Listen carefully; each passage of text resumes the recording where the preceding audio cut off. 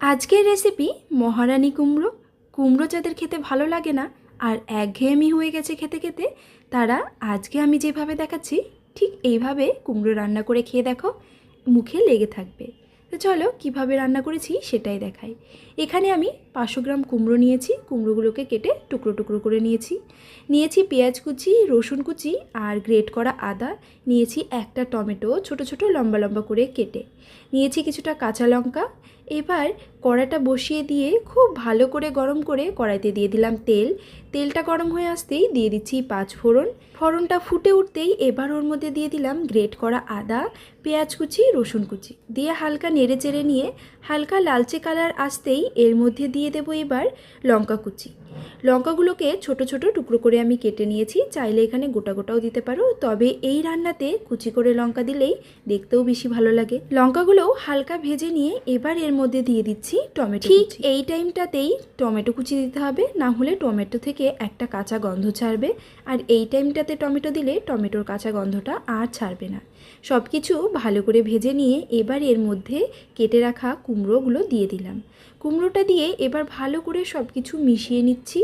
মিশিয়ে নিয়ে এর মধ্যে কিন্তু এখনই নুন দেব না, আগে হালকা একটু ভেজে রেখে দিতে হবে। মানে কিছুক্ষণ ভাজবে, তারপর এর মধ্যে একে একে মশলা দিতে হবে। এই রান্নাটা যতটা সহজ ততটাই কিন্তু টেস্টি। কুমড়ো একঘেয়েমি হয়ে যাওয়ার পর ঠিক এরকম করেই কুমড়ো রান্না করে খেয়েছি। এবার এর মধ্যে দিয়ে দিচ্ছি পরিমাণ মতো হলুদ গুঁড়ো, ধনে গুঁড়ো, জিরে গুঁড়ো, দিয়ে দিচ্ছি একটু কাশ্মীরি লঙ্কার গুঁড়ো। দিয়ে খুব ভালো করে মিশিয়ে নিতে হবে। আর ঠিক এই টাইমটাতেই নুন দিয়ে দিচ্ছি। নুন থেকে যে জলটা উঠবে সেই জলটা দিয়েই কিন্তু কুমড়োটা অনেকটাই সেদ্ধ হয়ে যাবে।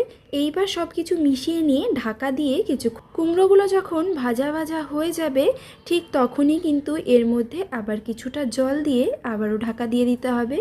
এই যে প্রথমে ঢাকা দিয়ে যখন রান্না করছি তখন কিন্তু অনেকটাই জল উঠেছে, সেই জলটাতে কিন্তু কুমড়োটা প্রায় 50% কুক হয়ে গেছে।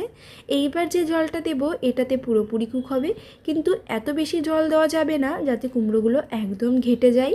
ঠিক পরিমাণ মতো আমি ছোটো বাটির 1 বাটি এখানে জল দিয়েছি। যতটা কুমড়ো থাকবে সেই পরিমাণ মতো এখানে কিন্তু জল দিতে হবে। জল দিয়ে আবারও ঢাকা দিয়ে মিনিট 5 মতো লো ফ্লেমে এটাকে হতে দিতে হবে। মিনিট 5 পর ঢাকনাটা তুললে দেখা যাবে কুমড়োগুলো কিন্তু খুব সুন্দর সেদ্ধ হয়ে গেছে আর একে অপরের সঙ্গে লেগে লেগে যাওয়ার মতো হয়েছে। এইবার এর মধ্যে চাইলে মিষ্টির জন্য গুড় বা চিনিও দিতে পারো। যারা চিনি খাও না তারা অবশ্যই গুড় অ্যাড করবে, আর যারা চিনি খাও তারা এর মধ্যে চিনি দিতেই পারো। দিয়ে দিলাম কিছুটা পরিমাণে চিনি আর ধনেপাতা কুচি ছড়িয়ে এটা গরম গরম ভাতের সাথে পরিবেশন করব।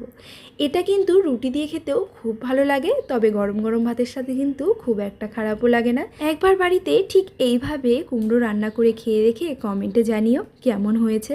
তো আজকের ভিডিওটা কেমন লাগলো সেটাও কমেন্টে জানিও। ভালো লাগলে লাইক করো, শেয়ার করো আর সাবস্ক্রাইব করো। আর যারা আমার ফেসবুক পেজ থেকে দেখছো তারা অবশ্যই ফলো করবে। আর নতুন নতুন কী রেসিপি বানানো যেতে পারে সেগুলো কমেন্টে জানাতে পারো, আমি চেষ্টা করব। টাটা, চলে আসবো আবারও নতুন একটা ভিডিও নিয়ে। আজকের মতো এখানেই শেষ করছি, ভালো থেকো।